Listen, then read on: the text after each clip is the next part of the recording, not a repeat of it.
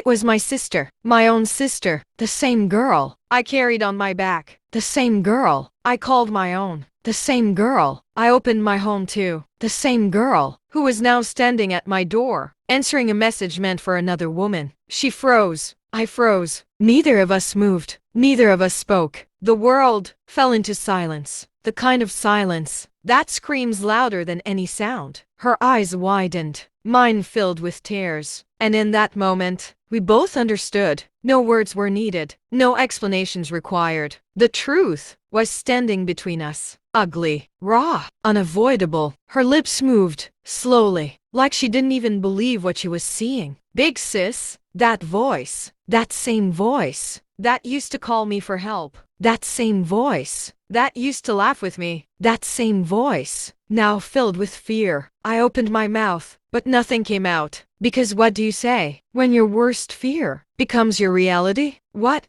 are you doing here? My voice, barely above a whisper, barely holding together. She didn't answer immediately. Her eyes dropped. Her hands trembled. And in that silence, I got my answer. My mind replayed everything. Every moment, every laugh, every time she sat in this house, every time she spoke to him, every time I trusted them, without thinking twice. It wasn't just one time. It couldn't be. This was not new. This was something that had been happening right under my nose, right inside my home. And I didn't see it. I didn't know. I didn't suspect. Because I trusted them. Behind me, I heard movement. The bathroom door opening. Footsteps. His voice. Casual. Who is at the... He stops mid-sentence. Silence. Heavy, unbearable silence. I didn't turn immediately. I didn't need to, because I could feel it. His presence, his fear, his guilt. I turned, and there he was, standing there, frozen, towel around his waist, water still dripping from his body. But this time, he wasn't relaxed. He wasn't comfortable. He wasn't in control. He was exposed, not physically, but completely. No one spoke. Not me, not him, not her. Because sometimes, the truth is so loud that words become useless. I looked at him, then at her, then back at him. How long? He didn't answer. Of course he didn't, because there is no good answer to a question like that. How long? This time, louder, stronger, breaking. My sister started crying, soft at first, then uncontrollably. I'm sorry, but sorry was not enough. Not for this. Never for this. She stepped forward, trying to reach me. Please, let me explain. Don't touch me. My own voice scared me. Cold, firm, unfamiliar. Because in that moment, I was no longer the sister she knew. Something inside me changed. The tears stopped. The shaking slowed. And in its place came something else. Something steady, something controlled. If they thought I would collapse, they were wrong. I looked at both of them, standing there, guilty, exposed, broken. And I said, today, you will tell me everything. Everything. Everything. That word hung in the air, heavy, unavoidable. No one moved. No one spoke. Because once the truth starts coming out, there is no stopping it. And deep down, they both knew it. My sister wiped her tears, her hands shaking, her breathing uneven. Big sis, I didn't mean for this to happen. I stared at her, not blinking, not reacting, because that sentence, I didn't mean for this to happen, is the beginning of every betrayal story, and it never makes anything better. How long? She looked down again, avoiding my eyes, avoiding the truth. I asked you a question. How long? Her lips trembled. Her voice barely came out. 6 months. 6 months. 6 months. 6 months of lies. 6 months of betrayal. 6 months of them looking at me, acting normal, pretending. 6 months, and I didn't know. 6 months means it wasn't a mistake. It wasn't one night. It wasn't an accident. It was a choice. Repeated. Again, and again, and again. How? She hesitated, looked at him, then back at me. It just happened. No. It didn't just happen. Tell me how it started. She swallowed. It started when you traveled. My mind flashed back. That trip. 3 days. Just 3 days. I left my home, believing everything was safe, believing my family was intact.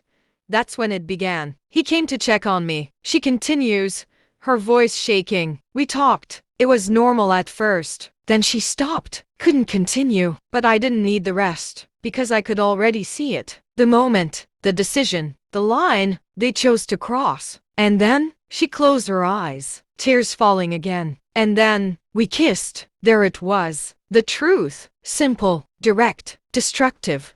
I didn't plan it. I turned to him slowly, looked him in the eyes. The same eyes that once made me feel safe, now filled with guilt, fear, weakness. You didn't plan it, but you continued it, because that's the truth. No one plans betrayal, but they choose to continue it. It wasn't like that, he said quickly. We didn't mean to hurt you, but you did. You hurt me, both of you did, and you knew exactly what you were doing. I'm sorry, she cried louder now. I didn't want to lose you, lose me. You already did. The moment you touched him, the moment you kissed him, the moment you kept going, you lost me. Did you ever think about me? Even once? She couldn't answer, because the truth was already clear. You cannot betray someone and still claim you were thinking about them. How many times? How many times have you both been together? She shook her head. I don't know. You know. You just don't want to say it. I stepped back, looked at both of them, not as my husband, not as my sister, but as two strangers who destroyed my life. You didn't just betray me, you replaced me. And that was worse. No one moved. Not him. Not her. Because they knew something had changed. Not just in the room, but in me. I was no longer reacting. I was deciding. It's strange how pain works. At first, it overwhelms you. It shakes you, breaks you, blinds you. But then, if you don't collapse, something else comes. Clarity. Cold, sharp, unforgiving clarity. And that's where I was now, standing in front of two people who thought they knew me, but had no idea who I was becoming in that moment. I looked at him again. Really looked, not as my husband, but as a man who chose someone else. And not just someone else, my sister. Then I looked at her, and that was harder, because I didn't just see betrayal. I saw memories. I saw childhood. I saw laughter. I saw trust. And I saw how easily she threw it all away. My mind started asking questions again, not the same ones from before. These ones were deeper, more painful, more real. Was I not enough? Was my love not enough? Was my presence not enough? Or was it never about me? I turned to him, slowly. Look at me. He hesitated, then lifted his eyes. But he couldn't hold my gaze. No. Look at me properly. When you were with her, did you think about me? That silence said everything. Because if he had thought about me, even once, he would have stopped. He would have walked away. He would have remembered what we built. But he didn't. And that truth was louder than anything he could say. I didn't want to hurt you, she said again, crying, begging, breaking. But you did. And you kept doing it. Every time you looked at me, you lied. Every time you called me sis, you lied. And that is something I can never forget. I felt it then. The distance, not physical, emotional, permanent, like a door inside me, had quietly closed. And no matter what they said, it would never open again. I stepped back, creating space between us. Not just space in the room, but space in my life. You both made your choices. Now, I will make mine. This time, I wasn't shaking. I wasn't confused. I wasn't asking questions, because there was nothing left to ask. The truth had already done its work. And now, it was time for me to do mine. I walked past them, slowly, not looking back, not waiting for a reaction. Because for the first time, this was not about them anymore. It was about me. I stood in the middle of the living room, looked around, at everything. The couch, the walls, the pictures, the life I built. And suddenly, it didn't feel like home anymore. Not because the house changed, but because what was inside it had been broken. Trust, respect, love, all gone. People think decisions are loud, dramatic, filled with shouting, but the real ones, they happen quietly. In moments like this, when your heart finally accepts what your eyes have already seen. I turned back to them. They were still standing there, waiting, hoping, afraid. You need to leave. What? He said quickly, as if he didn't hear me properly. You need to leave. Both of you. Wait, please. He stepped forward, panic in his voice now. This is your home too. We can fix this. No. We cannot. Because some things cannot be fixed. Trust is one of those things. Once it's broken, it doesn't come back the same. No matter how much you try, no matter how much you beg, no matter how much you promise. And I knew, even if I stayed, I would never be at peace again. Big sis, please. She moved closer, crying harder now. I don't have anywhere to go. That sentence, it hurt. Because once upon a time, that would have mattered. You should have thought about that. Before you did this, I didn't raise my voice. I didn't shout, because I didn't need to. The truth was already louder than anything I could say.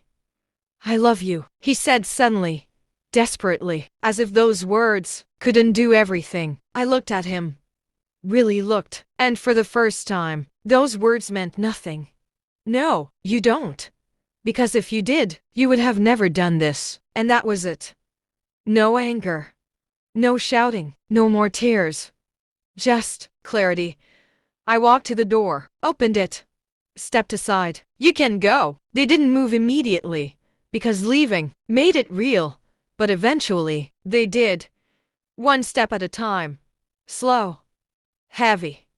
Like people walking away from something they can never return to. The door closed, and just like that, they were gone.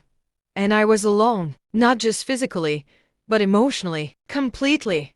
And that was the beginning of a different kind of pain.